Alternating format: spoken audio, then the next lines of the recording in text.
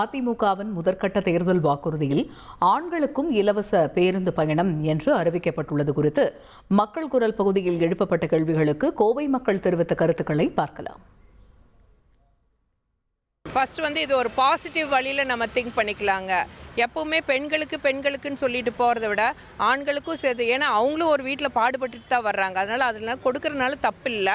ஆனால் இது கொடுக்க முடியுமா நம்மளுக்கு? ஏன்னா போன கவர்மெண்ட் எப்படி போச்சுங்கிறது நம்மளுக்கு தெரியும். ஆனால் இந்த கவர்மெண்ட் அந்த மாதிரி ஆகக்கூடாதுன்னு நாங்கள் ரொம்ப எதிர்பார்க்குறோம். அதனால் கொடுக்கறதுனால தப்பு கிடையாது, தாராளமாக கொடுக்கலாம்.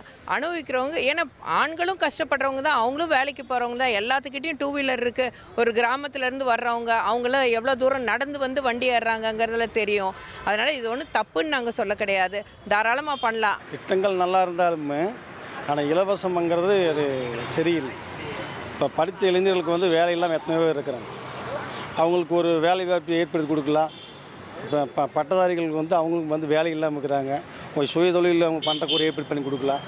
அந்த மாதிரி ஒரு பண்ணால் ஒரு மக்களுக்கு யூஸ்ஃபுல்லாகவும் இருக்குது, வருங்கால இளைஞர்களுக்கு நல்லா இருக்குது. இது மக்களுக்கு தான் ரொம்ப சுமைங்க.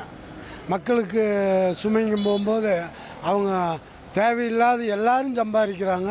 பஸ்ஸுக்கு காசு கொடுத்து போகட்டும், தப்பு இல்லை.